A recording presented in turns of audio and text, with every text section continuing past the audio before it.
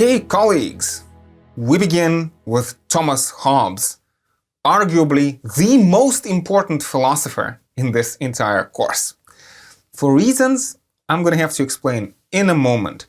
So let me try to situate Hobbes within the general context, and I'm going to be broad. Let me try to situate Hobbes in the general context of the intellectual history of mankind.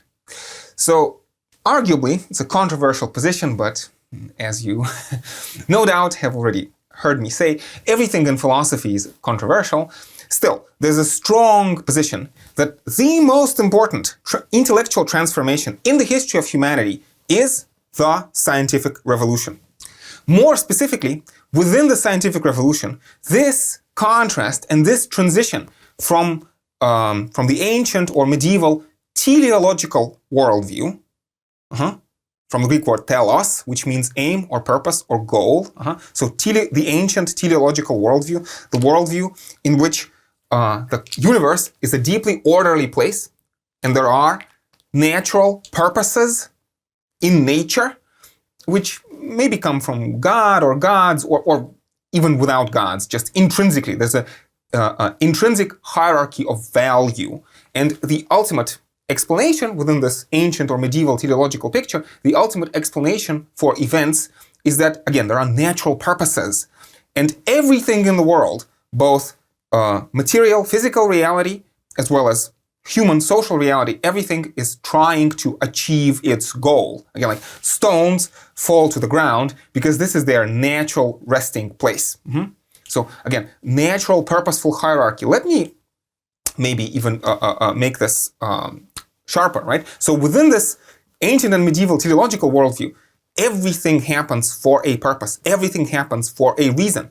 If you have a pimple on your forehead, or a splinter in your toe, or, Jupiter forbid, your loved one dies, this plays some role in the grand scheme of things, right? We have heard from Aristotle and from the Stoics and from the Christians that everything is for the best in this best of all possible worlds. This is all a part of nature's design, or maybe God's design, right? Everything happens for a reason. And human life is deeply meaningful, right? We are intrinsically at home in this world. We have a part to play. We are born to a station within this hierarchical cosmos.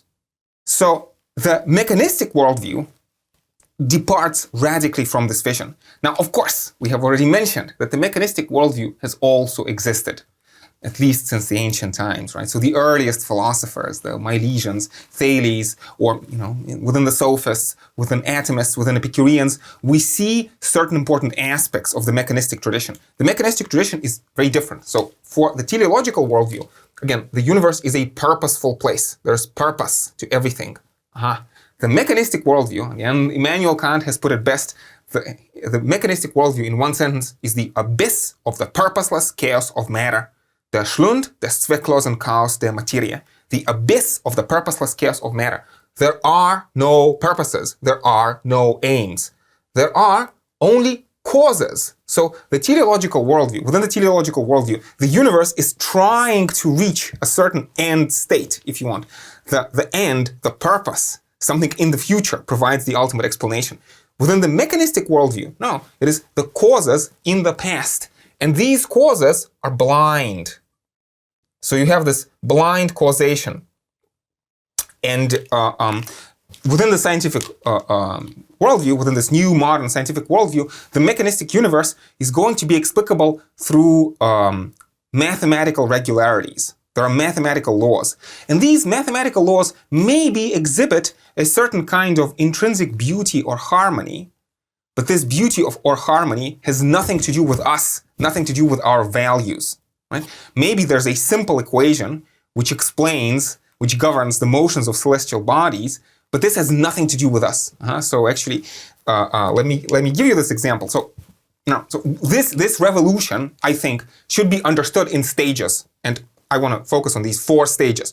So from the first stage is from Copernicus to Newton. The second stage, very importantly, is Darwin. Then we can talk about Nietzsche, Freud, and Marx.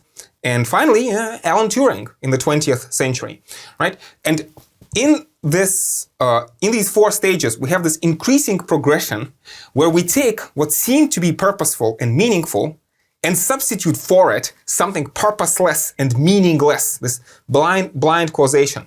So within the Copernican and Newtonian system, right? So again, for the ancient teleological picture, we had the skies above us. We had the stars who mediated between the world of the gods or God and the world of humans. The stars affected us. We did not affect the stars. The stars were perfect and changeless, moving in these perfectly circular orbits, perfectly stable, eternal circular orbits, right? And here, below the moon, this world was full of change and decay. So Copernicus begins this revolution by saying that the Earth is not the center of the universe. We are not special in this cosmos. Then through Galileo, Kepler, but then ultimately up to Newton. Now Newton is writing after Hobbes. You understand I'm abbreviating, but still within this new paradigm which is emerging, the heavens are not special anymore. We have this simple formula. So F is equal to m1 multiplied by m2 divided by r squared multiplied by the constant g. So m1 is my mass, m2 is the mass of the sun, or the mass of, I don't know, Sagittarius A star, the black hole at the center of the Milky Way galaxy. It doesn't matter. The moon affects me, I affect the moon. So I do this weird thing, I wave my arm, and the waving of my arm affects ever so slightly the motion of the moon. So this natural hierarchy is broken. That's point number one. Point number two, if you look very closely at this equation, again, it may be beautiful and simplistic. Of course, there's Einsteinian correction, which we have to keep in mind, but let's forget about Einstein for 1 second. Maybe this equation is beautiful, but there's nothing to connect it to human values. In fact, if you plug in the equations for the motions of the planets within the solar system, you very quickly realize that within this equation, what's going to happen is either all the planets are going to collapse into a single point, but probably not. An much easier solution to this equation is that the planets are going to fly apart. They're going to be ejected from the solar system. So, and in general, again, within our contemporary scientific picture, in 2020, in the lambda CDM concordance cosmology, the leading astrophysical theory of today, the universe dies a very bleak death, right? The so-called heat death of the universe, where all the stars will run down, black holes will evaporate through Hawking radiation, and effectively the universe is simply gonna die, and nothing interesting is gonna happen. So this story is not moving towards any end. Like in the words of Shakespeare, it's a tale told by an idiot full of sound and fury, signifying nothing, ending in this complete and utter cold, empty void, of maximum entropy. So it's not moving anywhere, and this is already deeply disconcerting. But this is just the first step. Here, in Copernicus and Newton, we are talking about the cosmos. But this chain continues. It continues on. We're not, within the scientific picture, broadly speaking, we're not just talking about planets or chemical elements. We are also talking about life. We're talking about consciousness, society, right, and freedom of the will. So there was hope at one point. Now, Hobbes does not share this hope, but some philosophers did, that maybe life would not be reducible to these kinds of equations. But here comes Darwin. And of course, Darwin is just the beginning of the story because, in the 20th century, we have the discovery of the DNA, of epigenetics, etc., fMRI scans of the brain activity, right? So what Darwin does, Darwin finds a way to explain even life in purely mechanistic, anti-teleological terms. Again, within the workings of natural selection, there are no purposes. Purposes are apparent. They are illusory. But in fact, what underlies the process of natural selection is randomness, random mutations, which are caused simply by copying errors, or let's say from cosmic rays or ultraviolet, light from the sun striking the Earth. It's a purely mechanistic, purely chaotic process. Everything is in the evolutionary picture because it got that way through this process of random evolution and natural selection, which is completely blind. In the words of Richard Dawkins, evolution is a blind watchmaker. But that's not all, right? So here we talk about physics, here we talk about basic biology, but philosophers, these are three very important names, Nietzsche, Marx, and Freud. Nietzsche, Marx, and Freud. They are going to take human consciousness, human aspirations, the depths of our soul, but also, very importantly, our cultural dynamic, and if you want, cultural evolution. And Nietzsche, Marx, and Freud are going to see, again, human consciousness and human culture also as a result of blind mechanistic causation. Again, Marx very famously wanted to dedicate Das Kapital to Darwin. So again, so reduce all of this. So take where people once saw purposes, explain the purposes away. There are no purposes, only appearance of purpose. And at the end of the day, the idea increasingly is that, again, for the ancients, you had this mind over matter within the teleological picture. Mind over matter. Mind produces or maybe organizes matter. Mind in the Neoplatonic picture emanates matter. It's primary. Here it is the other way around. The human consciousness is just a product, maybe even just an epiphenomenon of this blind mechanistic causation.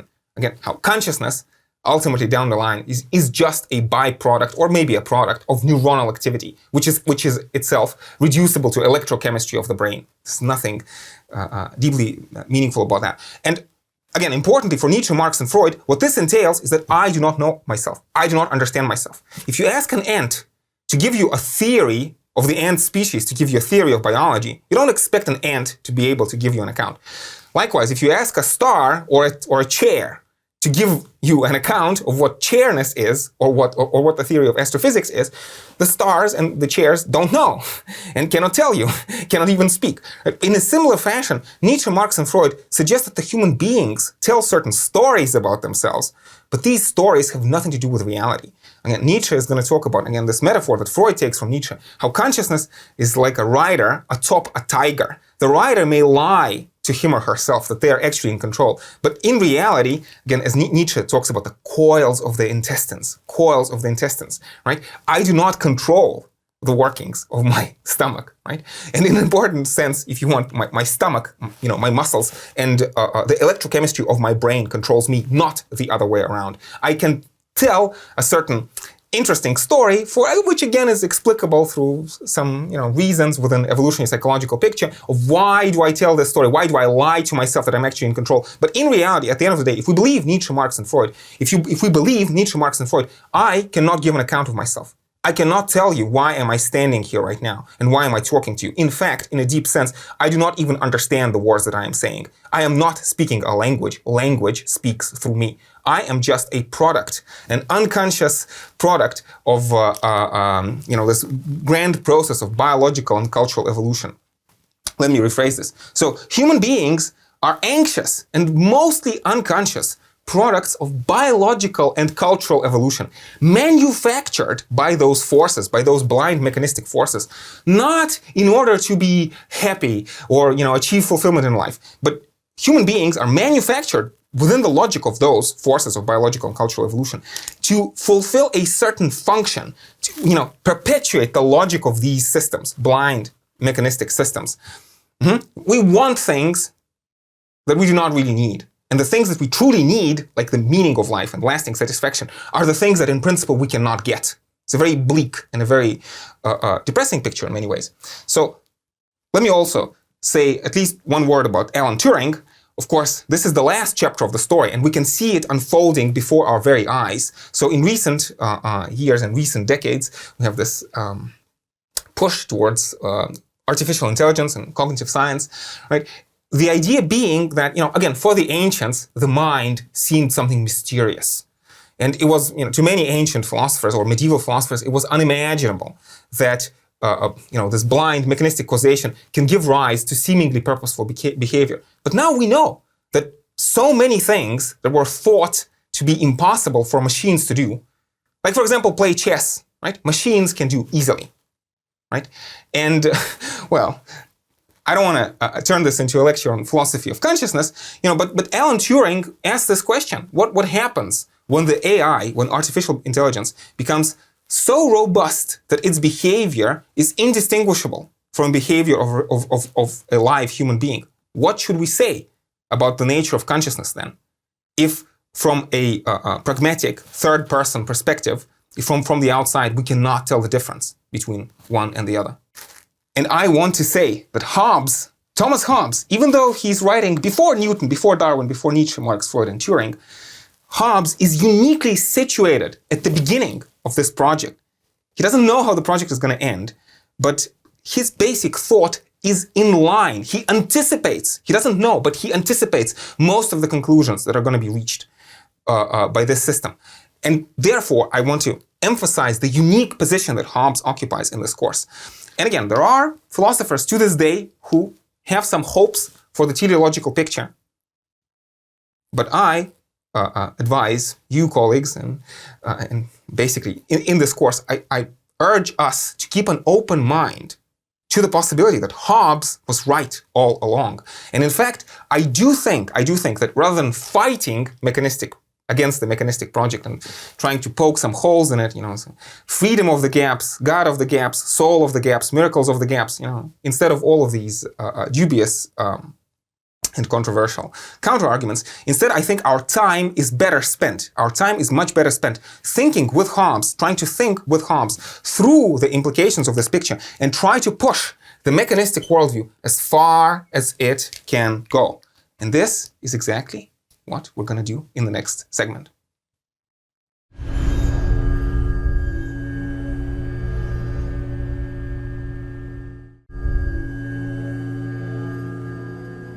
So, if I were to try to summarize the basic import of Hobbes' philosophical project, I would put it this way. Hobbes begins, in the spirit of the age, having read Galileo, having read Descartes, Hobbes begins with the assumption that this universe is chaos of matter in motion. Chaos of matter in motion. Matter obeys laws of motion, but again, as we mentioned in the previous segment, these laws have nothing to do with the hierarchy of human value, with purposes, right? It's blind, deterministic, mechanistic causation. And so Hobbes wants to begin with these assumptions of thoroughgoing materialism, anti-moral, anti-teleological materialism, and give an account of human consciousness, of human freedom. Hobbes is a determinist. He's going to deny that human beings have genuine free will. There's a certain sense of the word freedom. To be free for Hobbes is merely to be determined by the right kinds of causes, basically internal causes. Right?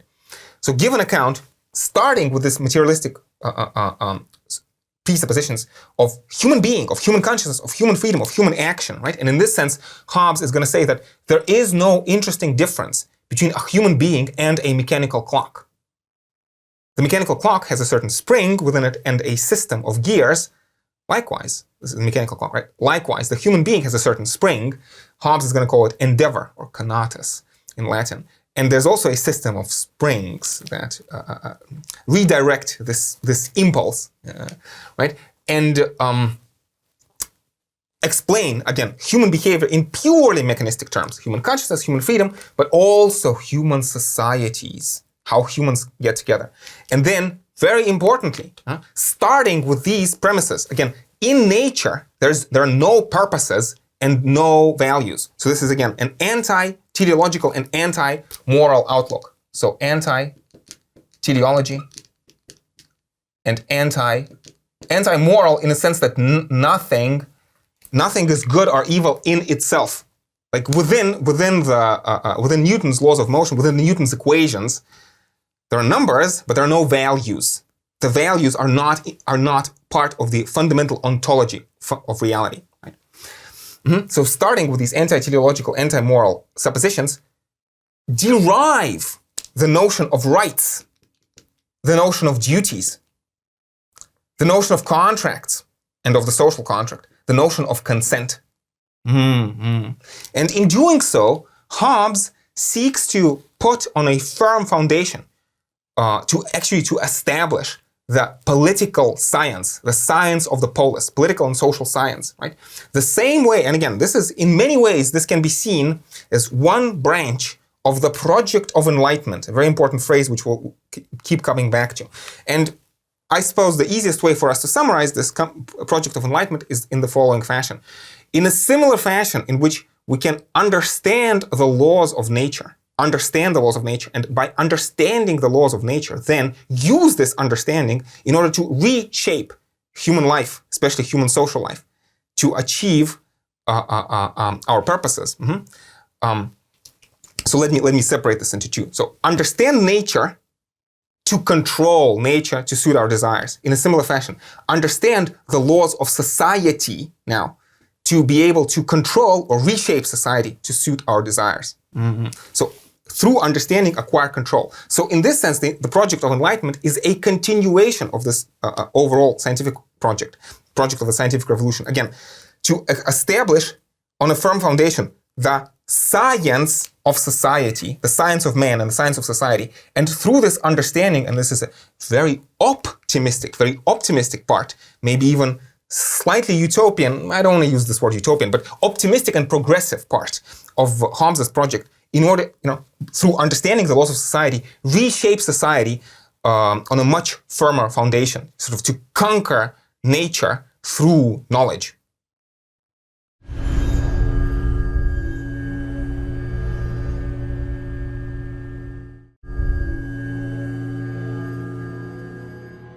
So we were talking about Hobbes's mechanistic project.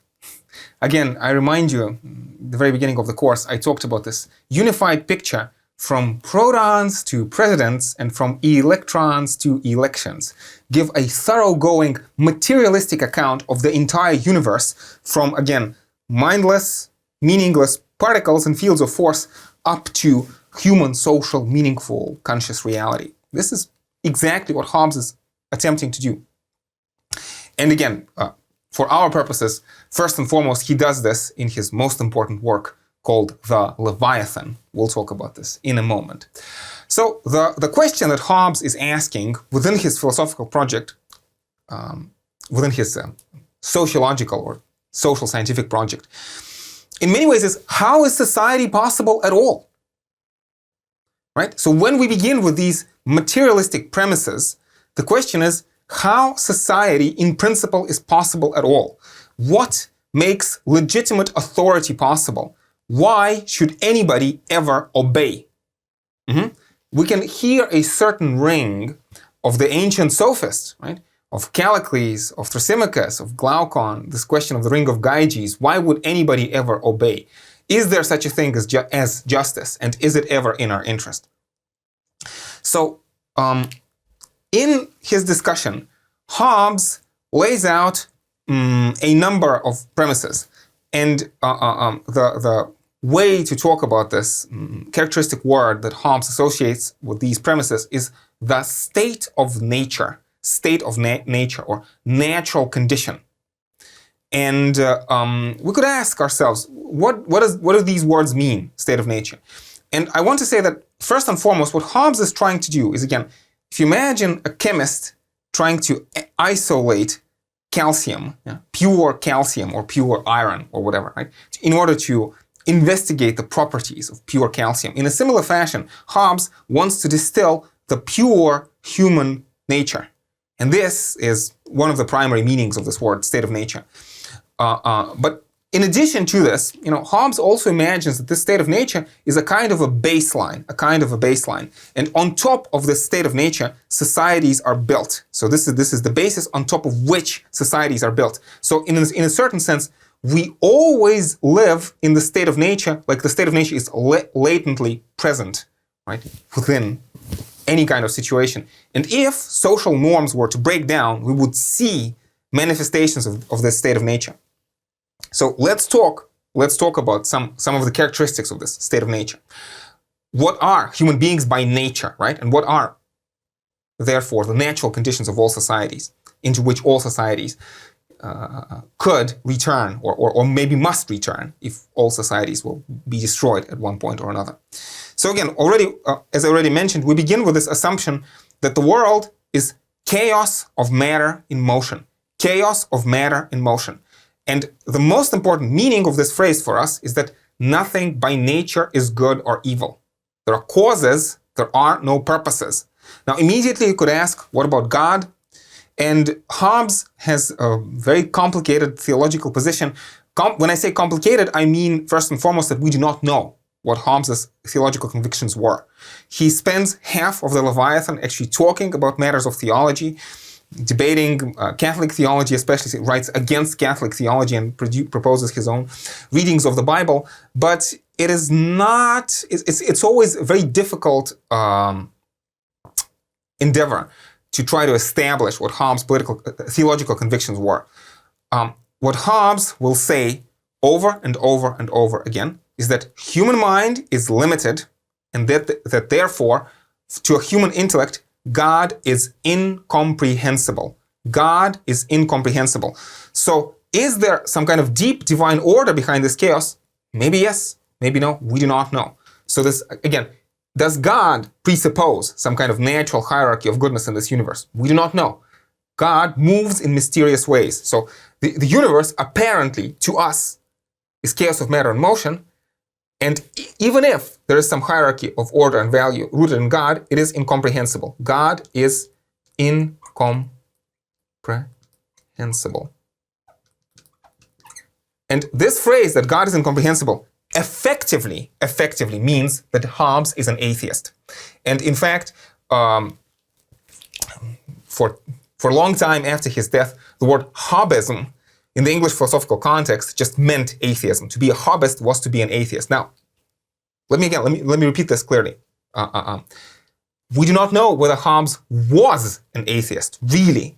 But this position that God is incomprehensible effectively, for all practical purposes, makes Hobbes an atheist. Hobbes will never appeal to God or to God's revelation, or solely to God or God's revelation, in order to solve particular philosophical problems or political problems. So effectively, Hobbes is an atheist, but his own views are complicated and we do not know what they were.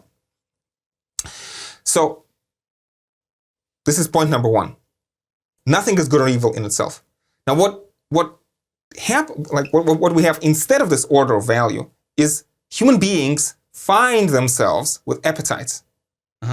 In this quasi-Heideggerian fashion, we wake up in the morning, we find ourselves always already thrown into this world. We find ourselves with particular appetites, which we have not chosen. Our body naturally comes pre-equipped with those appetites.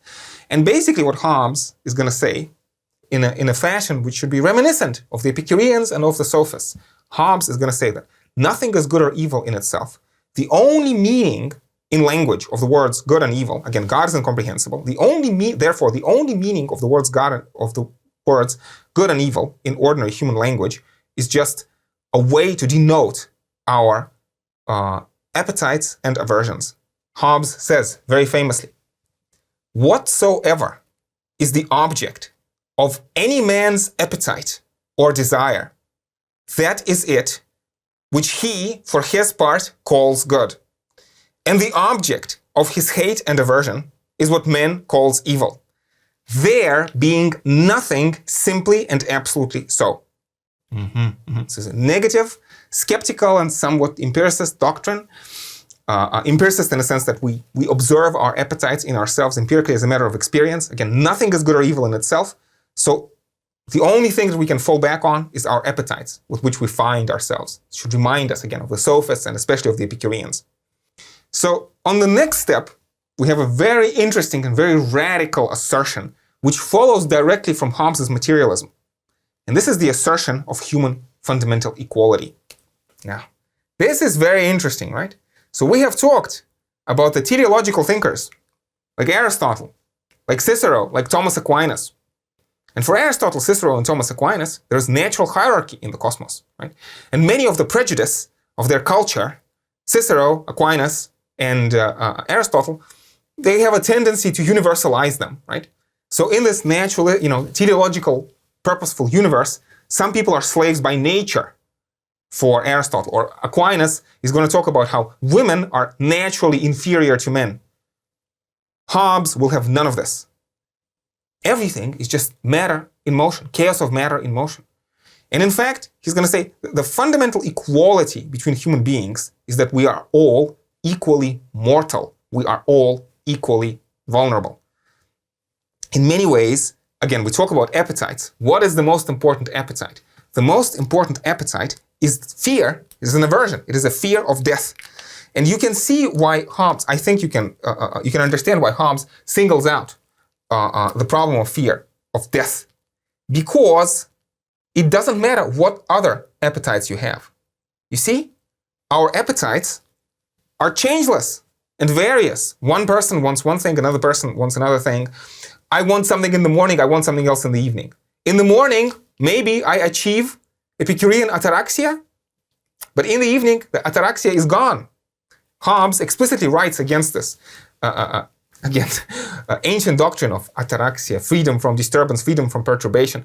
Hobbes says human life can never be without desire, in the same fashion how it can never be without motion. To be without desire is effectively to be dead for Hobbes, right? So whatever other appetites I have, the fundamental appetite, the fundamental drive is fear of death. Because if I am dead, I cannot gratify any other of my appetites. And again, it's not like Hobbes has a mathematical proof why being dead is bad. It's just that, you can imagine that living things, and again, for Hobbes, living things are just things, and there is no interesting difference. He says life is simply a motion of limbs. And he says automata, like clocks, have an artificial life. So there is no interesting difference between clocks, animals, and human beings, right? So living things which do not want to live just die and they're not here anymore, right? But fear of death is a necessary, in some form, is a necessary ingredient of being alive in general, right? So how do we get to equality? Hobbes says that by nature, even the weakest person can kill the strongest, because the strongest people still have to sleep. And while you are asleep, somebody else can come and suffocate you, for example, right? Even the weakest can kill the strongest. And in this sense, it's a radical doctrine. There is no difference between fundamentally, there is no difference between different races or different genders or different social classes. We are all equally mortal. This is the basis of our, again, fundamental natural equality. It's going to be very important later down the line. Appetites are different. Appetites, in some sense, are subjective. So desire is subjective, but death is objective. It's a very important objective part of life.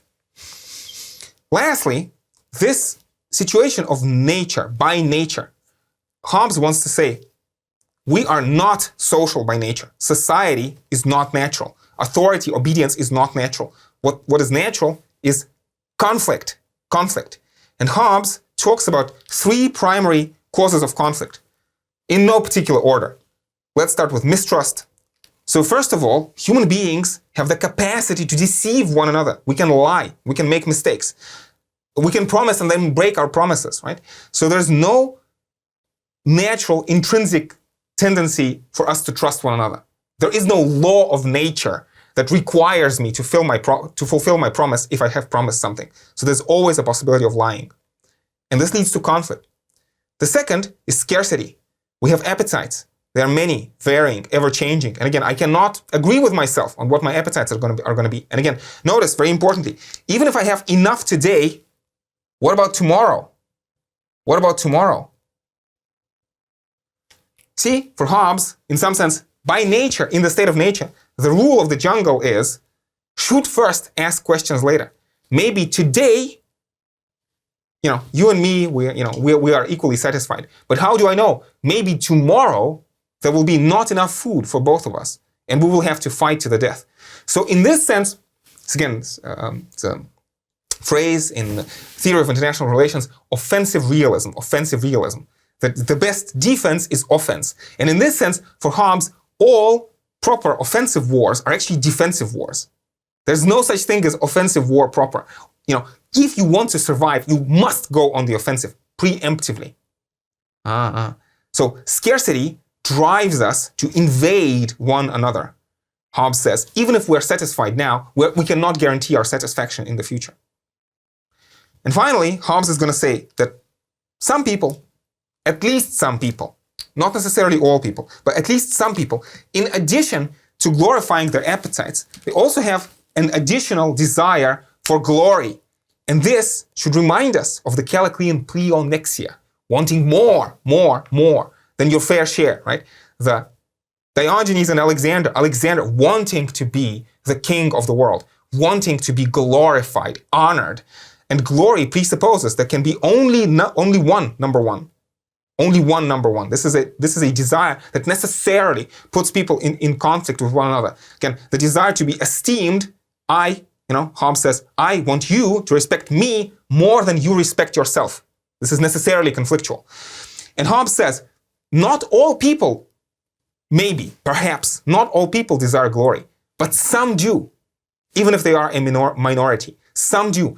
And because people, you cannot trust necessarily one another, you cannot necessarily know who is glory-seeking or who is not glory-seeking. So in this hypothetical condition, before society or outside society, if I just randomly see a random person somewhere in the jungle outside of the social condition, the rule is, shoot first, ask questions later. I cannot trust you.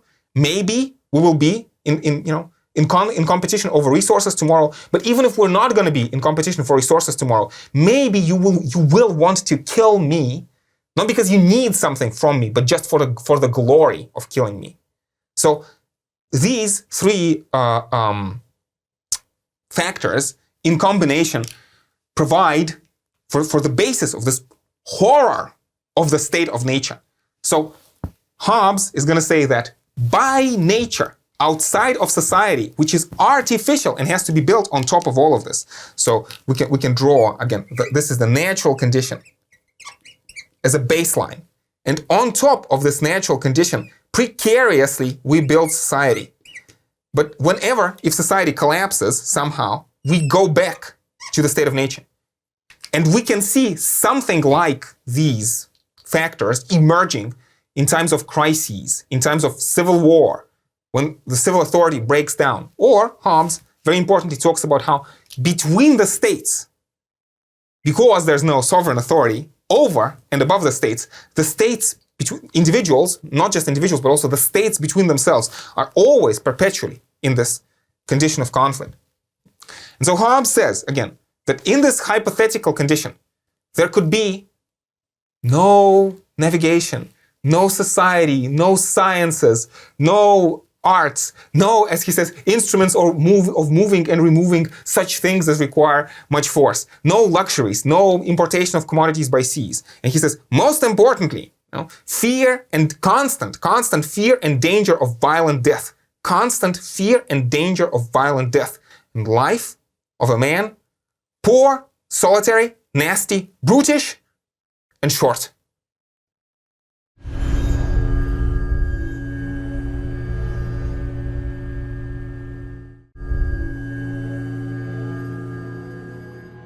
So let's talk some more about this idea of the state of nature, natural condition of mankind. So Hobbes, among other things, was actually a historian, and he was famous for translating Thucydides' Peloponnesian War into English. So the reason I'm mentioning this is because this notion, some kind of violent condition where human beings killed one another somewhere in the ancient past, does not seem to be very realistic. Let's put it that way. Like, it's hard to find hard evidence for that. And in general, the myths of different societies, or let's say the way that the Bible presents the earliest conditions of mankind, do not seem to line up perfectly with what Hobbes is saying. And Hobbes knows about this. And very explicitly, he says that he does not believe. Now, it's a cryptic phrase. He doesn't clarify. But in a cryptic phrase, he says he does not believe that there was a time when all over the world, entire humanity was in a condition of war like this, in a condition of the state of nature, which was the state of war, right?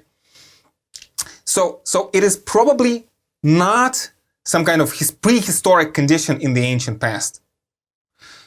How should we then understand the state of nature? So I think the most productive way to understand Hobbes' state of nature is to be slightly anachronistic. There's a term in the social sciences, ideal type. This is a term due to Max Weber. So Max Weber explains ideal type as he says, it's an einseitige Steigerung. It is a one-sided accentuation. So an ideal type is like an idealized model or maybe a thought experiment. So it captures a certain aspect, a certain tendency in reality. And then reality would be, let's say, a combination. A real type would be a combination of many, maybe infinite number of ideal types. But ideal types are a certain approximation. Some of you may have studied economics. Economists have this phrase, ceteris paribus, other things being equal. So this captures a certain idea of, a certain notion of ideal type. Or physicists very often talk about these spherical cow models, right? So we assume that there's no air resistance, or we assume that there's only one force operating on the object. So these idealizations, these abstractions, generalizations, this is what we're talking about, ideal type, so an idealized model. And the value of an idealized model is not that it is literally true. And this is a very important idea for us in this course. The philosophers that we're going to talk about, we have talked about, especially this, let's say this notion of conflict consensus, right? Is it true that the world is conflictual? Is it true that the world is consensual, right? This is the wrong way to, I would say, this is not a very productive way of approaching the question. A better way of approaching the question is not is it true or not true, but is it more or less useful? Is it more or less illuminating? Does it capture an important aspect of reality? So is Hobbes' description of the state of nature capture an important aspect of reality? So more specifically, Hobbes is going to say that again, the state of nature in a certain sense is the basis. So the state of nature is the basis on top of which society is built, right? And if society is destroyed, let's say in times of civil war or crisis, we go back to something like the state of nature. Maybe not exactly war of all against all, but a certain kind of approximation. So civil war would be one real world example of an approximation to the state of nature. Another example would be, again, states between themselves, right? So Hobbes basically says, at any moment of time, when there is no guarantee of peace, you are in a state of war. Whenever there's no guarantee of peace, you are in a state of war. And peace can only be guaranteed through force. We'll talk about this, as Hobbes says. Covenants without the sword are but words. So because there is no supreme authority between the states, right? States among themselves, right, are always perpetually in the state of nature. Again, is it completely true? Well, probably no, not really, but it is a useful, I think, approximation. It captures something important about the way states interact between each other. And again, especially this, behind all of this picture, again, starting with these premises of chaotic matter and motion, we have this notion of might makes right. So again, I told you, Hobbes is a translator of Thucydides' Peloponnesian War. And remember the Melian dialogue. The Athenians forcing the Melians, right? So the declaration was might makes right. The strong do what they can and the weak suffer what they must, right?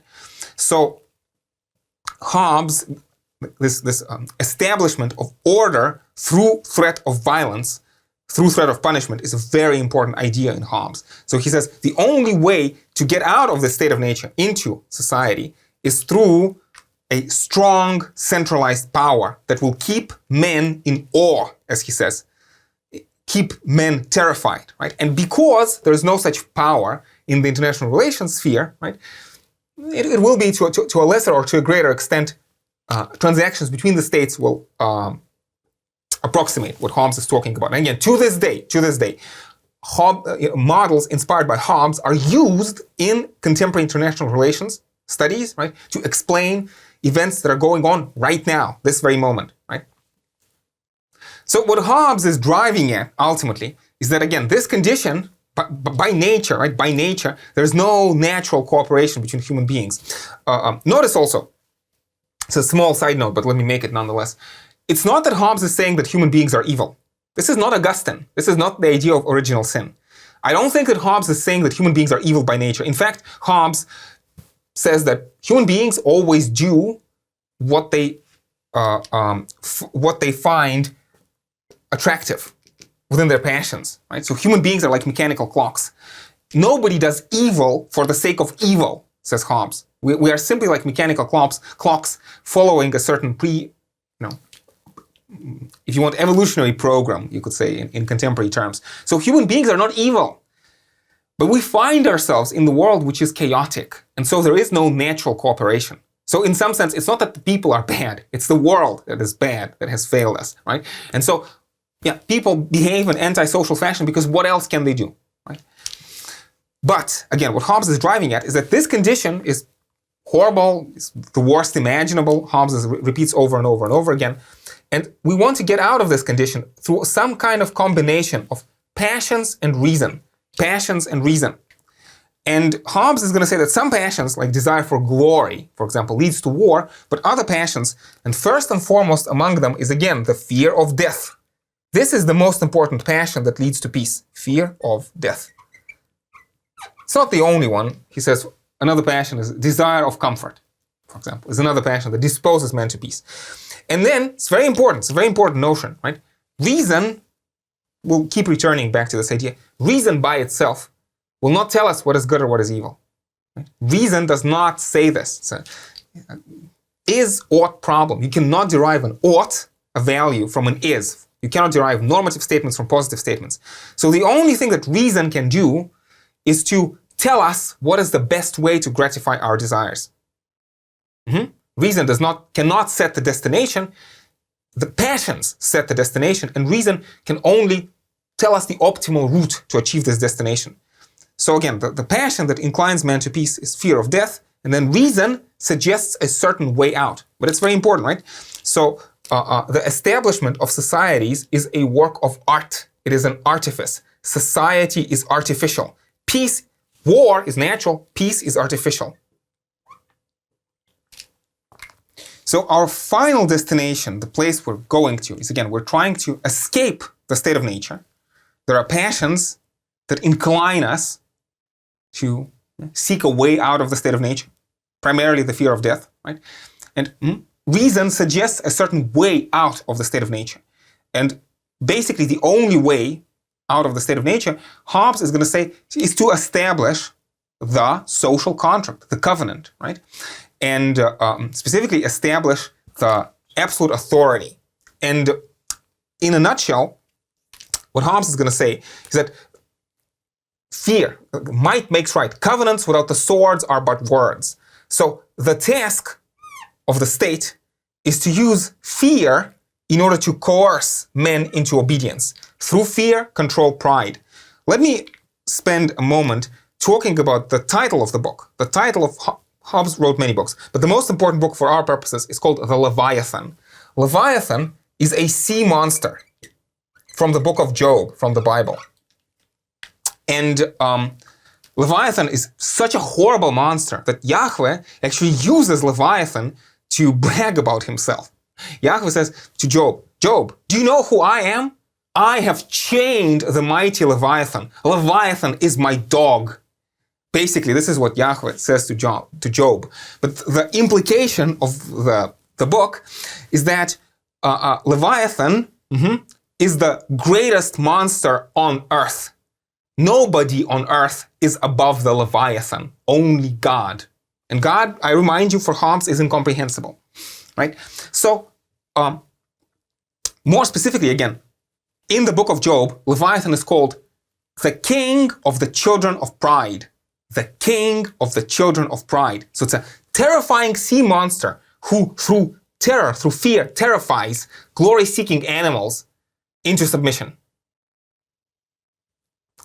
Let's clarify this point. So we begin, we're trying to establish the contract, society, and we need a notion of rights and duties, all of that. Hobbes begins in a very interesting place. Human beings, in an important, again, like by nature, nothing is good or evil. So by nature, there is no natural telos of the human life. We don't have to do anything by nature. There are no natural obligations. So rights are more important than duties. Rights are more important than obligations. Rights are primary. So what we have in the state of nature, first and foremost, is everybody has a right to everything. The right to all things. And Hobbes says, the right to all things, even to one another's bodies. So, basically, again, the right of nature is the right of self-preservation. In order to preserve myself, I can do anything. Force and fraud in nature, force and fraud in war are two cardinal virtues. So nothing is unjust in the state of nature. And I can do whatever I want. I can steal, kill, rape, murder for the purpose of self-preservation, but I decide what is necessary for my self-preservation. Notice, is there a right to property in the state of nature? Well, in an important sense, no, absolutely no. Because if everybody has a right to everything, it's the same thing as saying that nobody has a right to nothing in particular, right? So I can try to take something and hold on to it with the force of my arms, right? But as soon as somebody else takes it away from me, now they have the right. So again, might makes right in nature, right to all things. But in addition to this fundamental right of nature, there are also laws of nature. And this is a very interesting phrase. We'll talk about this. Let's talk about this for some moments. The law of nature, Hobbes says, lex naturalis, is a general rule or theorem found out by reason by which man is forbidden to do that which is destructive of his life. So the law of nature is, again, a precept or a theorem, or a set of precepts or theorems that help us preserve ourselves. This is the point of the laws of nature. And in fact, Hobbes is going to talk about 19 particular laws of nature. He says that there may be more, but 19 are important for political purposes. So from the laws of nature, we will find certain kinds of duties or obligations, but these are going to be conditional duties or obligations. Basically, the form of the laws of nature is the following. If you want to preserve yourself, if you want to stay alive, do this or that. Hobbes actually says that, the laws of nature, basically reason, forbids man from doing anything which is destructive of his life. And Hobbes gives an example. He says, in principle, drunkenness, like being stone drunk, is also against the laws of nature because it doesn't help you preserve yourself. Right? It leads you to risk your life unnecessarily. But it's not a special political issue, so let's not talk about it, right? Ultimately, the import of the laws of nature is that in the state of nature, in war, when there is no guarantee of security, men are entitled to all advantages of war. So this is what the laws of nature say. We go to war in the state of nature according to the laws of nature. It is reason that commands us to fight in the state of nature in order to preserve ourselves. But, Hobbes says, if there is a possibility of establishing absolute authority that will guarantee what? Guarantee reciprocity. Reciprocity. Reciprocity, let's say, I promise not to kill you on the condition that you promise not to kill me. Right? If there's a higher power that will guarantee that this relationship will be met, will be reciprocal, then the laws of nature urge us to seek peace. So let me repeat this. In the state of nature, laws of nature order us to go to war, but also in the state of nature, the laws of nature order us to try to seek peace if we can obtain it. If we can obtain it. Peace, reciprocity. Again, let me write the word reciprocity on the board. It's a very important word for Hobbes. In fact, this is the ultimate goal. This is the ultimate task of society. Again, to establish and maintain reciprocal relationship. Basically, the golden rule. Do unto others as you would them do unto you. You do not want to be killed, don't kill others. But the only situation in which this rule becomes effective, if there's a credible threat of punishment. I promise not to kill you, you promise not to kill me, but the force of words is not enough. We need coercive authority that guarantees that if one of us violates the golden rule, there will be repercussions. Guarantee, might makes right. Again, golden rule. But we also need to talk about one other technical issue when we discuss Hobbes' laws of nature. So when we talk about laws of nature, you will notice we've already met this phrase. Cicero and Thomas Aquinas talk about laws of nature. Are these the same laws of nature or are they different? I want to draw your attention to the fact that no, they are very, very different, right? These are simply theorems of reason, which are conditional on our passions. Theorems or general rules or precepts. In fact, Hobbes says that men used to call these theorems, these recipes for peace, they used to call these recipes by the name laws, but improperly. Because they're not really laws, they're just theorems. Like, I don't know, if you want to make an omelet, go get some eggs. It's not the law of nature, it's just a recipe if you want. And so in many ways, what I want to say is that Hobbes is using the language of natural law or natural right, the words, the letter of the natural law tradition against the spirit of the natural law tradition. Because ultimately, again, there are no rights. Everybody has a right to everything. And there are no laws. These are just prudential maxims, recipes for peace. I should note, parenthetically, that some theorists have tried to read Hobbes in a different fashion, but by and large, I think the scholarship remains unconvinced. Let me briefly expand on this. Hobbes has this very interesting phrase. He says that notice the conditional. He says, if we consider these laws in the words of God, who by right commands all things, then and only then they are properly called laws. But you will remember that for Hobbes, God is incomprehensible. And again, notice, this question of Hobbes' atheism is a very difficult question. Notice the use of the word if. He doesn't say, but of course there's a God and therefore these laws are properly laws. No, he says, if we consider these laws in the words of God, then they are properly laws.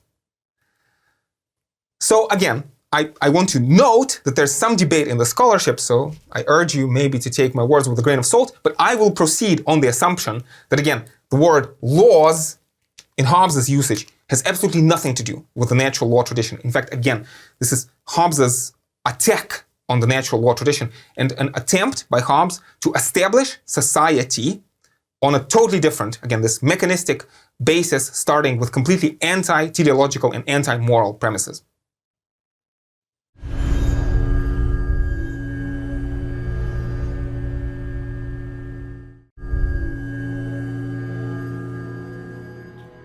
Now, let us talk specifically about the social contract. So how society is instituted for Hobbes, or what is the conceptual basis of social arrangement.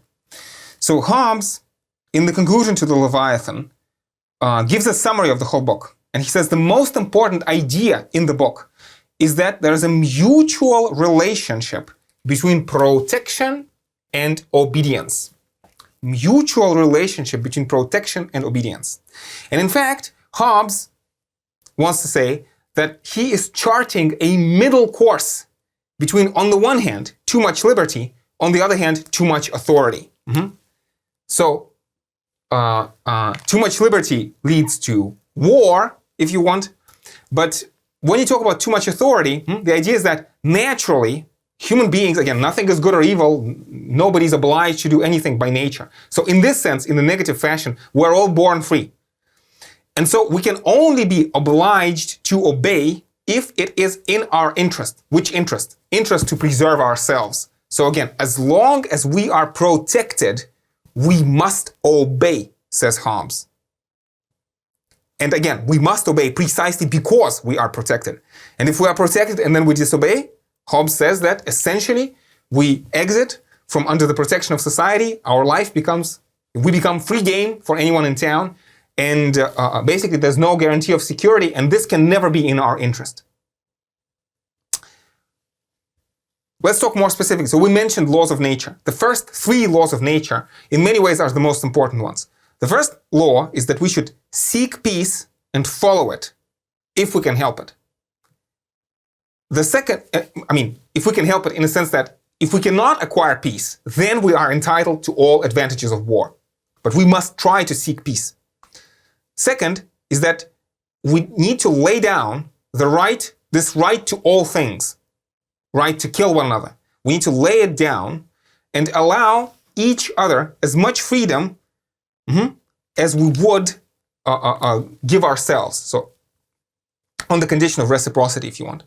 And the third, again, the social contract for Hobbes has the logical form of a promise. The social contract, the basis of society, is a kind of a promise.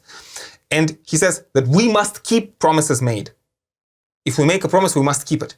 But all these three laws only work in reciprocity if there is a sword that forces us to obey.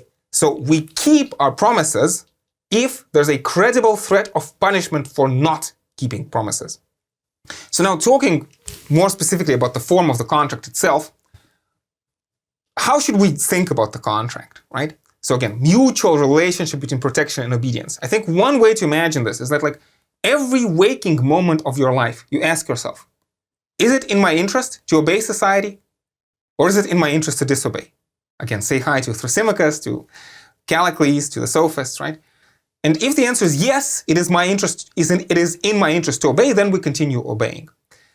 Now, so this is kind of an implicit procedure inside of our head. Nobody needs to sign anything. And in this sense, Hobbes has this very radical doctrine that it doesn't matter how society originates.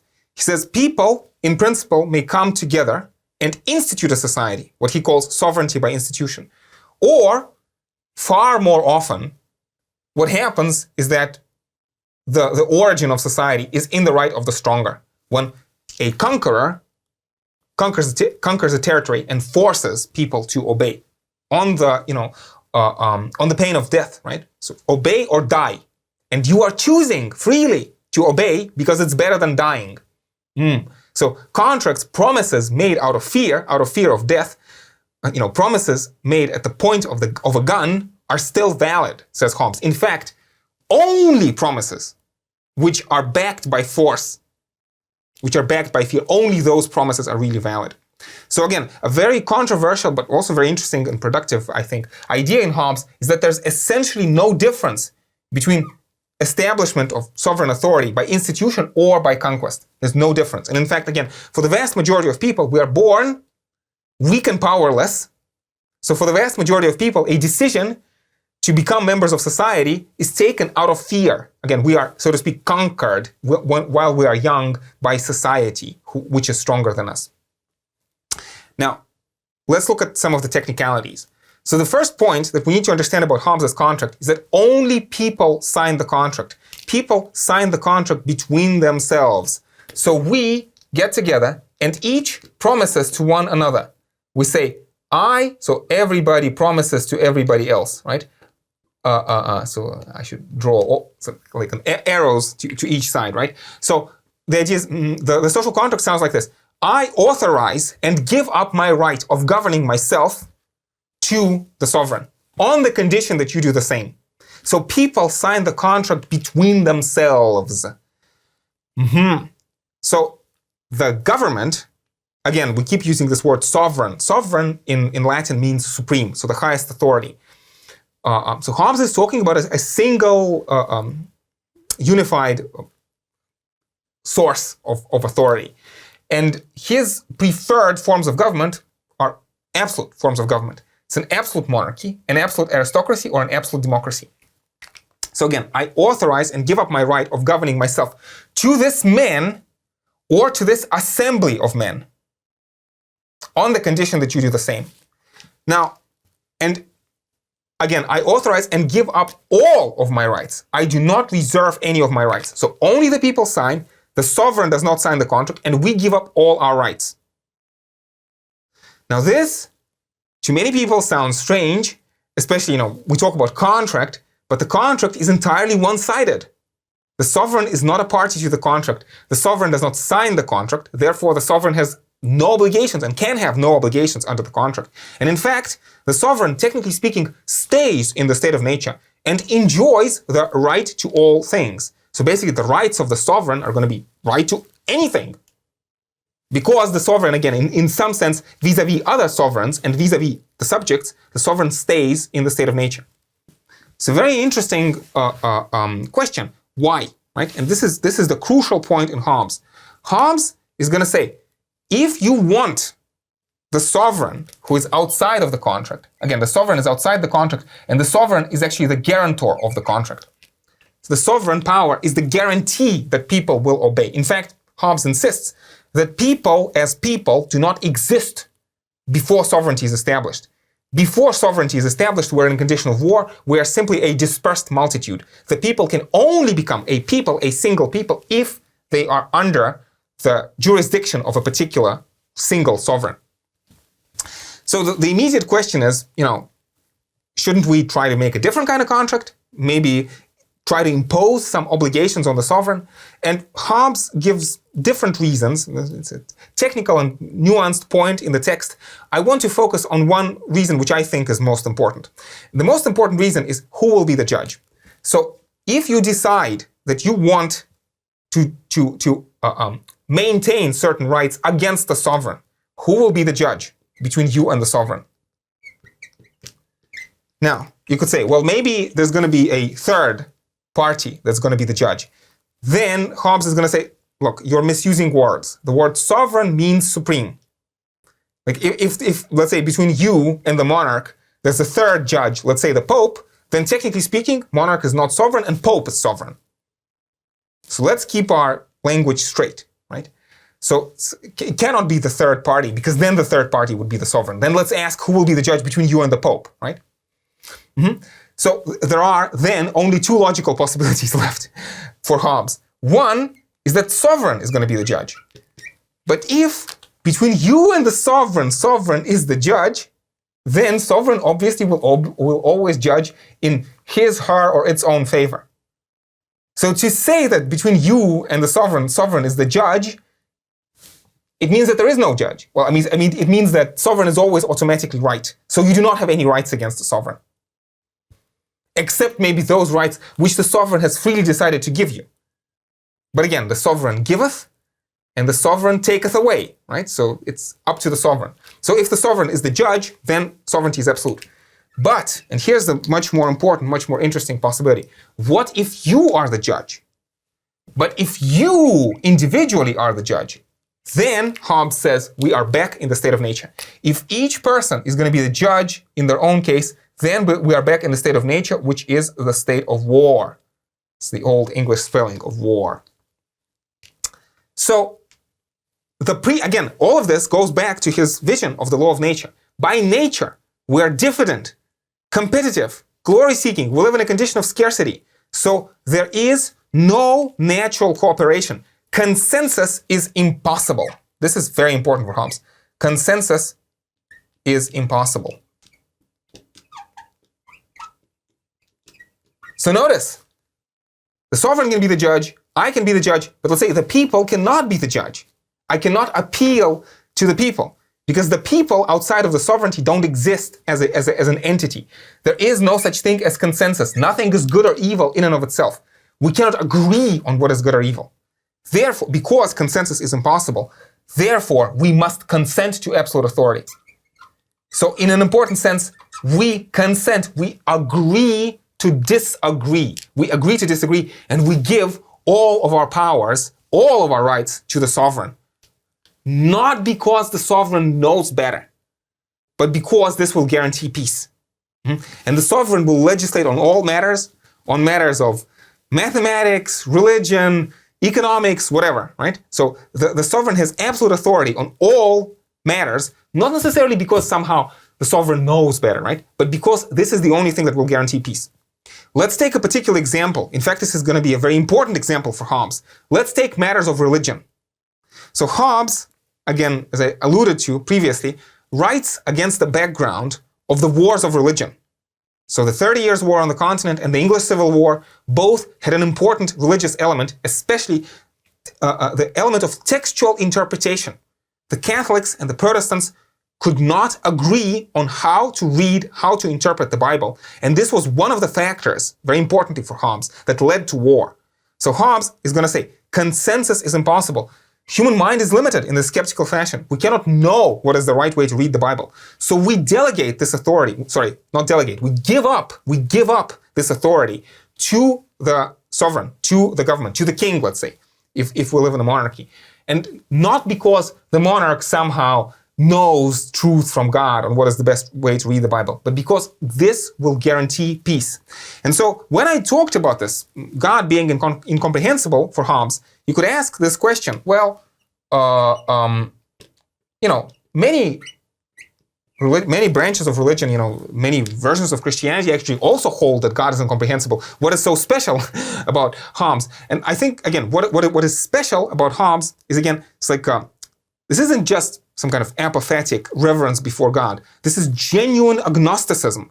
About God, we cannot know anything. And so the sovereign can decide all matters of religion. And in principle, the sovereign, if the sovereign wants, can even abolish religion or institute any kind of religion. Islam, Christianity, Judaism, Buddhism, whatever. Or maybe even abolish religion altogether. All matters of religion can be settled in this sense. And again, in fact, when Hobbes talks about religion, he says that, there were pagan religions, and there's Christianity, there's Judaism of Moses, there's Christianity of the New Testament. But Hobbes says that essentially, between all these different religions, between paganism of the Greeks, or paganism of the Romans, or monotheism of Moses, or monotheism of the New Testament, there is no essential difference between them. They're all the same, because ultimately, politically speaking, the purpose of religion is not to be true, because we cannot ascertain the truth of religion. The purpose of religion, as Hobbes says, is to make men apt to obedience. Make man apt to obedience. Make man obedient. This is the social function of religion. It's, again, not true or false, but again, something that makes men obedient. And I should note that in general, Hobbes believes that any functioning society needs religion.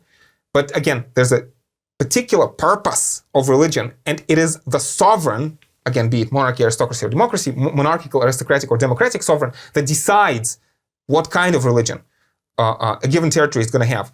And one of the main targets of Hobbes' entire Leviathan are the religious enthusiasts, as they were called back in the day.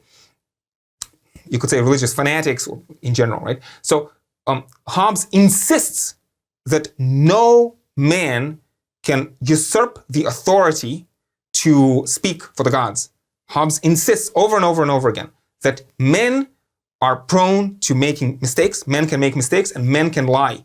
So no person can be believed unconditionally if they say that they are a prophet from God. And he says, in fact, if you saw God in a dream, you should not necessarily believe your eyes. Maybe you were mistaken, because human beings are liable to error. So the truth of religion can never be established. Again, God is incomprehensible, and therefore all matters of religion, and in fact all other matters as well, because we give up right to all things, but all matters of religion have to be settled by secular authority. So this is complete and utter subordination of church to the state. Complete and utter subordination of church to the state. And in fact, within this schema, you could say it is a beginning, a very important stepping stone on the road to secularism.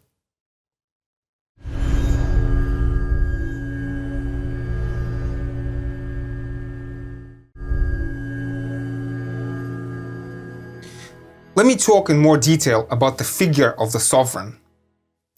So, there's plenty of nuance in Hobbes' discussion. Hobbes insists that the sovereign is a so-called artificial person. So, in fact, sovereignty for Hobbes is first and foremost an office, right, which is occupied by a particular person or body of people. But I suppose, without going into too many details, let's focus on the most important issues. So Hobbes insists that sovereignty should be absolute. Nothing short of absolute sovereignty is sufficient to guarantee peace. Nothing short of absolute sovereignty is sufficient to guarantee peace. If we try to limit the power of the sovereign, if we try to introduce, let's say, checks and balances, we are undermining social peace. Now, it doesn't mean, again, I remind you of this phrase, ideal types. It doesn't mean that society will immediately collapse if we try to introduce checks and balances, but society overall, Hobbes says, will be less stable. An important question, how does this relate to reality outside the window in the 21st century? We'll get back to this question. So, monarchy is a very straightforward fashion for Hobbes, right? So, individuals get together and they choose one person to represent, to personate the sovereign body.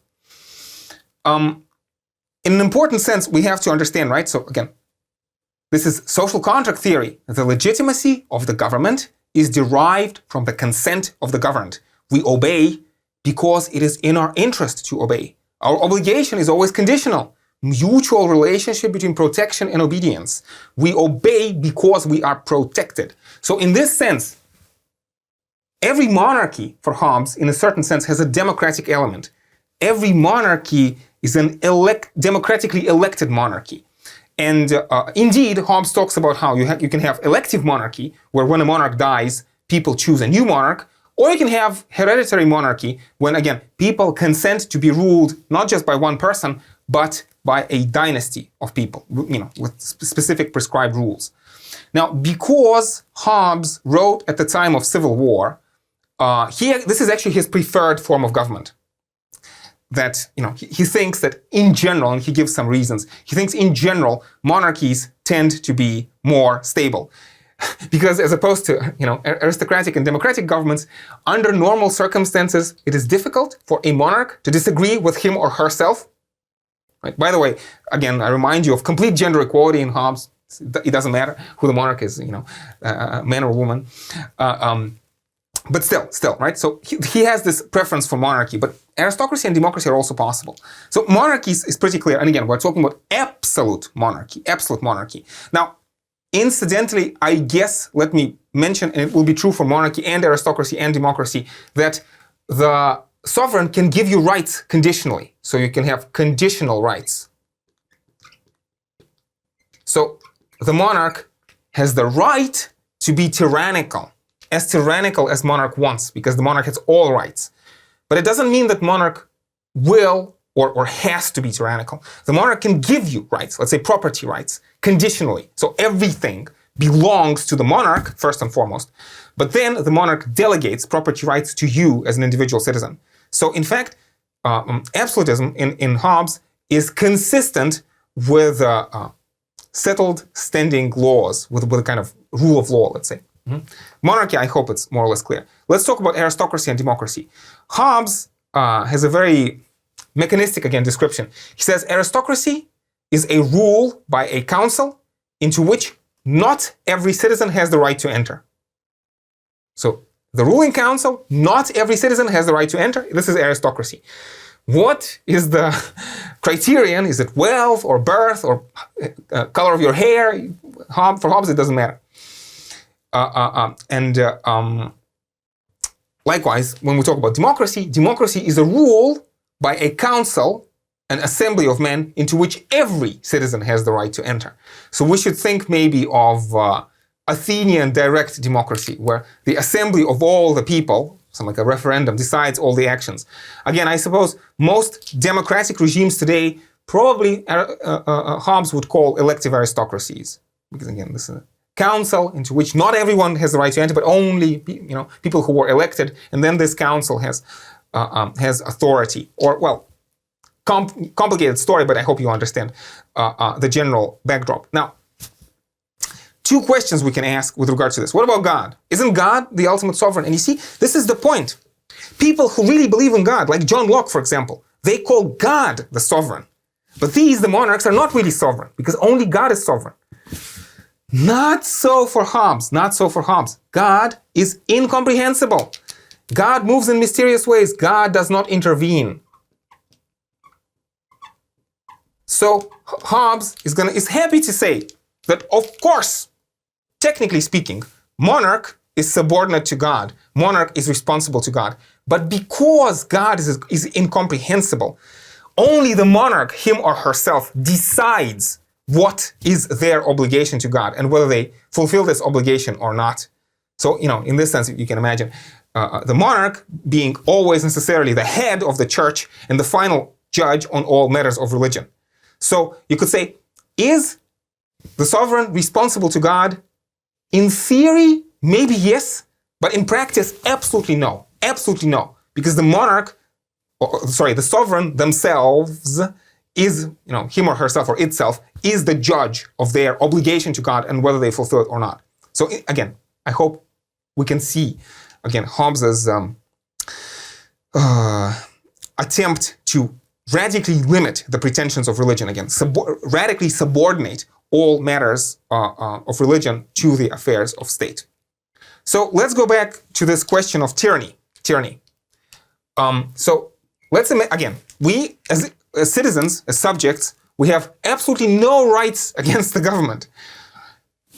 Where's the guarantee that the sovereign will not abuse us, right? And again, we talk about monarchy, aristocracy, and democracy. Hobbes, as opposed to Aristotle, does not talk about tyranny, oligarchy, or mob rule. He doesn't use these phrases. And the reason I hope will become clear. So first of all, Hobbes wants to say, are you being protected? Are you being protected? If you are being protected, then your king is not a tyrant, but a good king who protects you. Because again, very importantly for Hobbes, anarchy is always worse. Anarchy is always worse. In fact, the worst tyranny, by assumption, well, I don't want to say by assumption, but Hobbes believes or imagines that the worst tyranny is always better than anarchy. This is point number one. But point number two, right? Of course, sometimes the king, let's say, or sovereign assembly, may directly threaten your life. And we know about regimes throughout history, in ancient times, in the Middle Ages, or in modern times, in the 20th century, regimes that maybe wage war on portions of the population. So here we see the contractual, consensual element in Hobbes. If, let's say, the king is directly endangering your life, then the social contract is technically void. It becomes void. It is annulled. It is null and void. It's a big difference between Hobbes and Augustine. So as opposed to Augustine, or as opposed to, let's say, theoreticians of the divine right of kings, like Robert Filmer, for example, so the divine right of kings. Filmer or Augustine are going to say that if the king tries to kill you, you die. You die.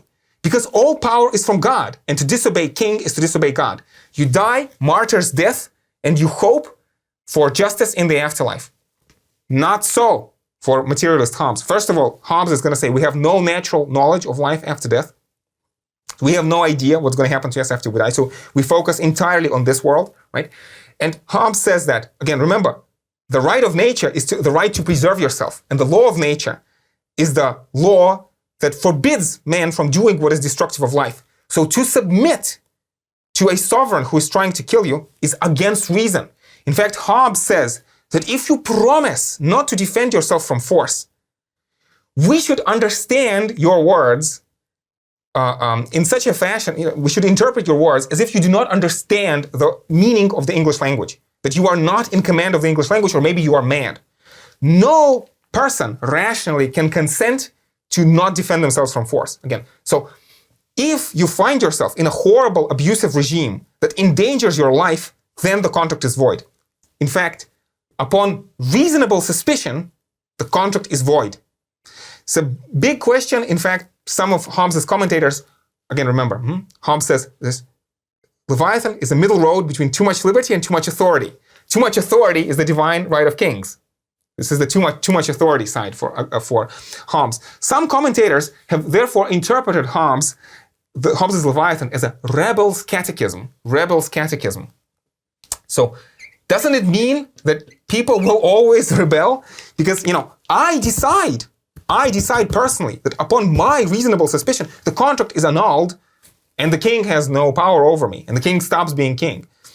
It's a complicated, difficult point to unravel. Hobbes assumes that people will be cautious, people will be skeptical, people will mistrust their own reason and will err on the side of caution, and people will remain cautious up until the very end. So only when there's a clear and present danger to your life, only then the contract is void.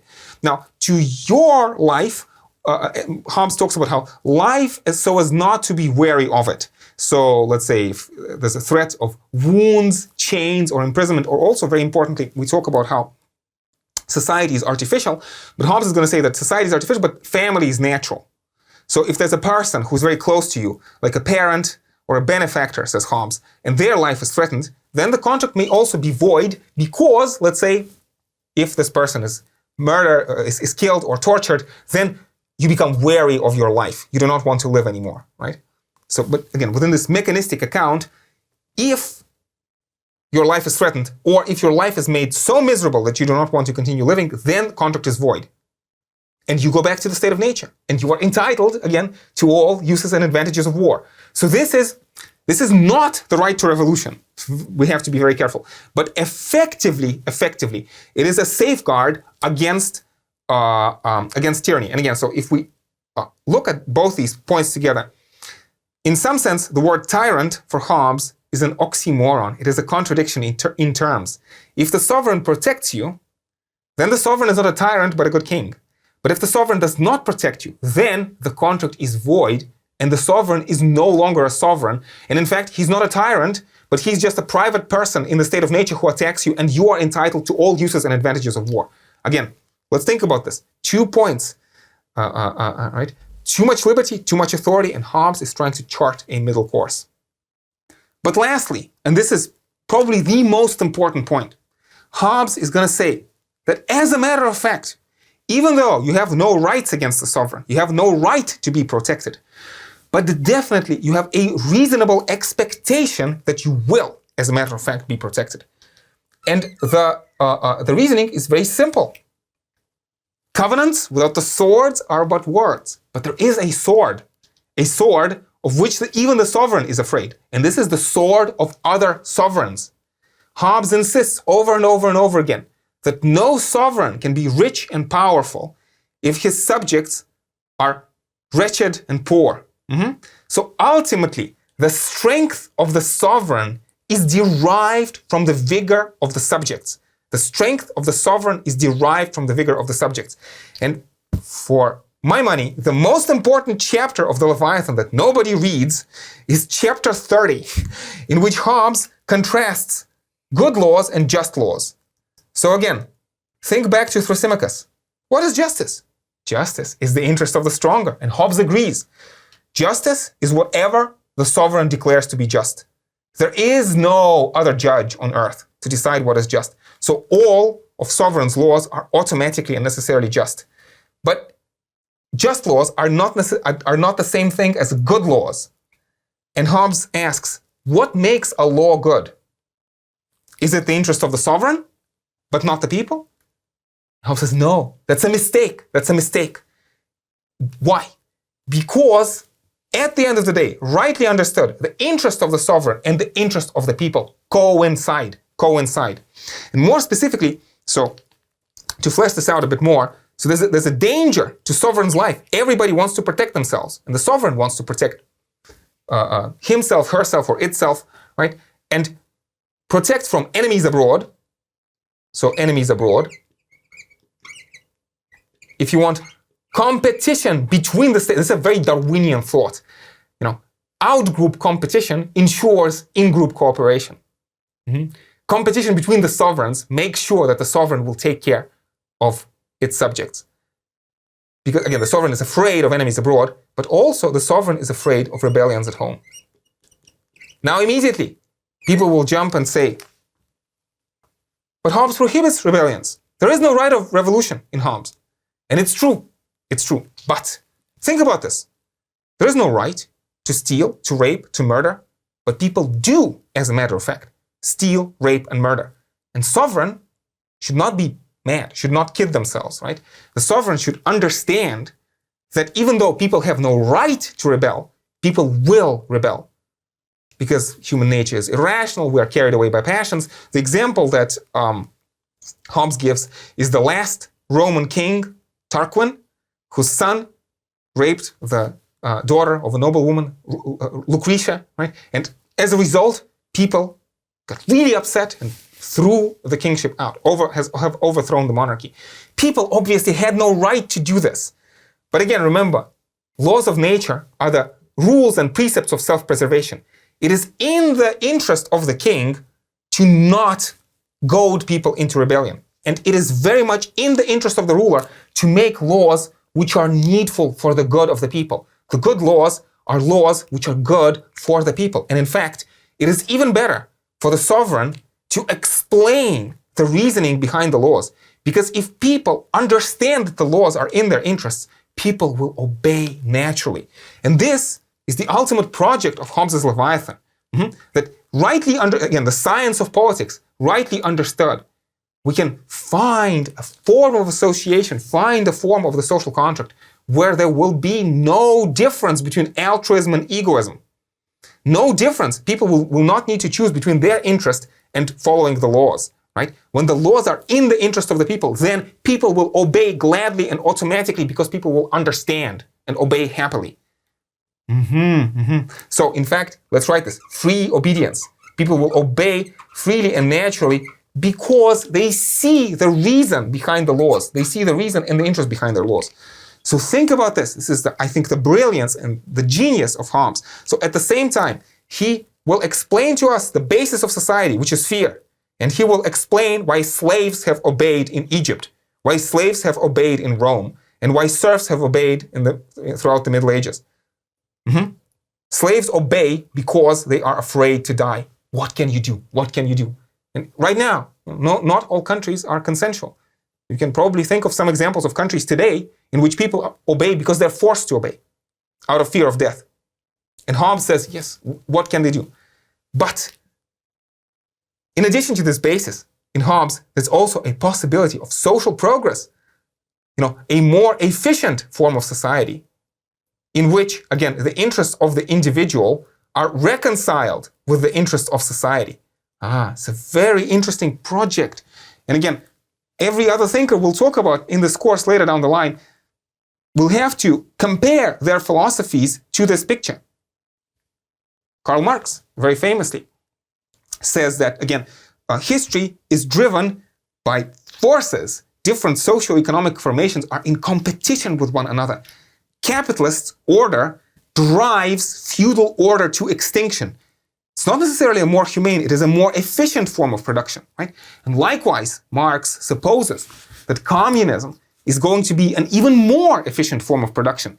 And communism maybe is a more just society, maybe a more humane society, but first and foremost, it is a more efficient form of society. And again, Marx is going to repeat this. In German ideology, Marx says that in communism, rightly understood, there is no difference between altruism and egoism. And I hope, again, you can see the brilliance, the genius, the importance of Hobbes for a course like this. Because again, at the same time, he explains the basis of any society, anywhere and everywhere, including societies in which you or me would not want to live, but also the possibility of progress. And this, I think, in many ways, maybe is the most important lesson of the Leviathan.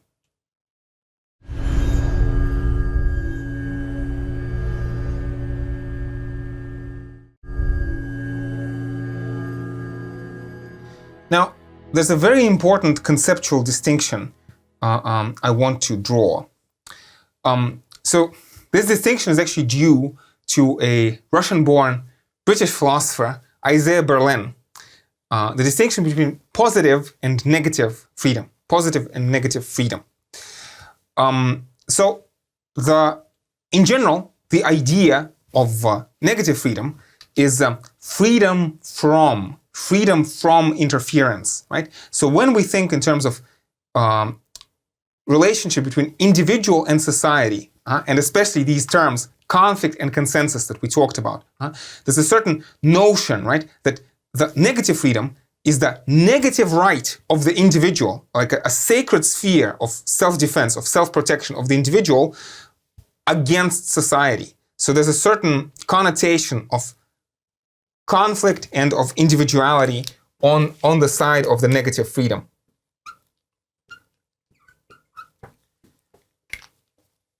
Now, on the opposite side, there's this notion, and again, the negative freedom maybe goes back to the ideas of the sophists, Callicles, Thrasymachus.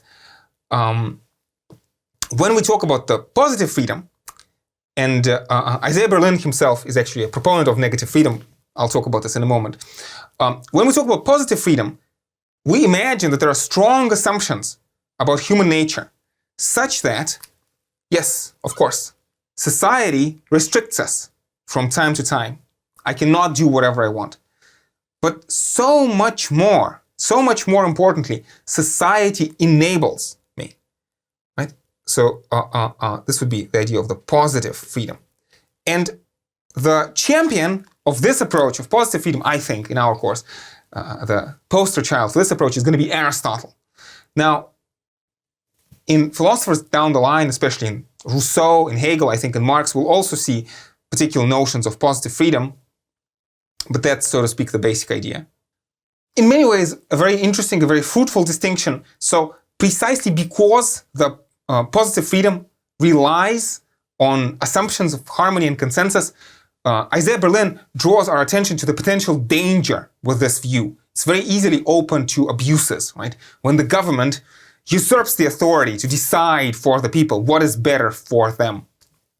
However, I do want us to keep these two in mind, and I do want us to be on the lookout for elements of positive and negative freedom in the various philosophers that we are talking about. So, for example, if we talk about Thomas Hobbes, right? On the surface, there's a very important negative aspect in Hobbes' understanding of freedom. By nature, we're conflictual. By nature, society is artificial. And in fact, Hobbes says that the liberty of the subject is to do whatever is not prohibited by the sovereign. So whatever is not forbidden is permitted.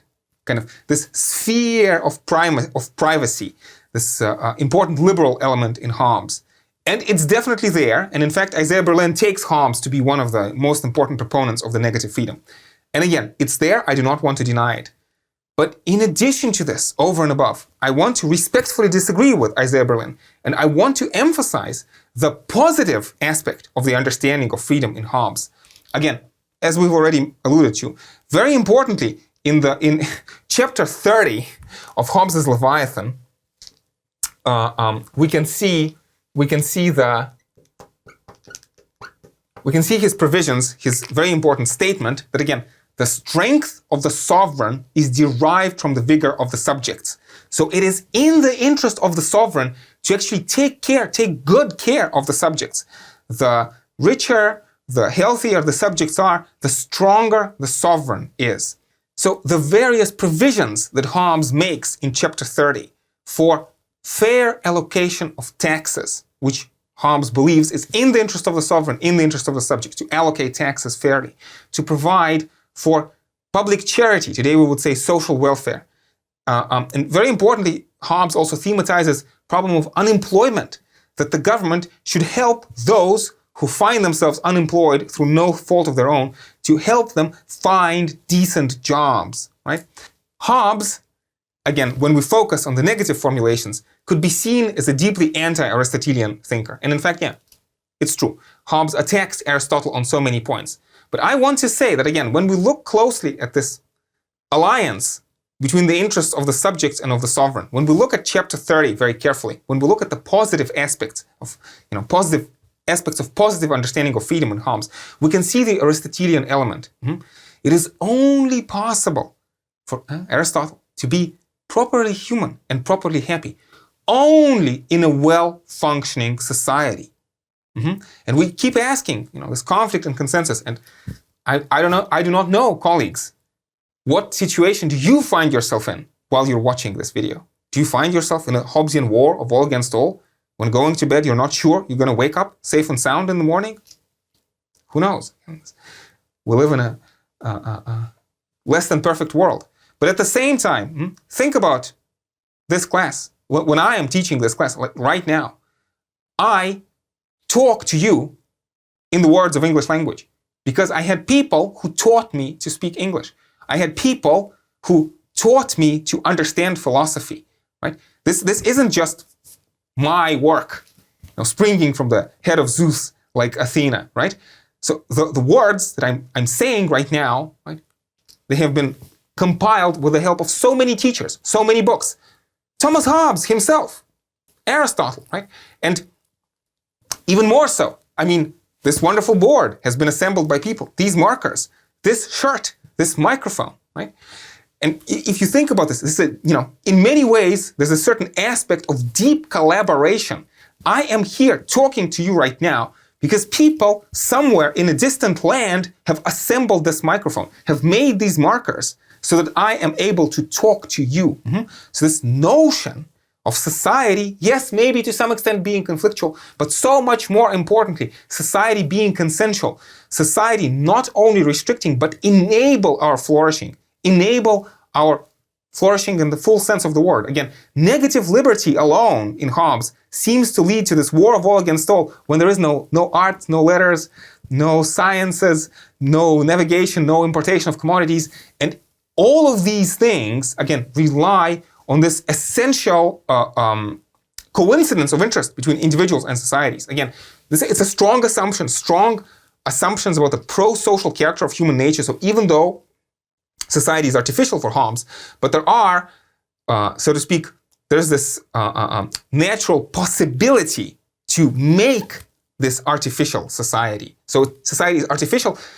It is built on top of nature, but not completely against nature, right? So human nature needs to be such that essentially there's a possibility to create this harmonious social order.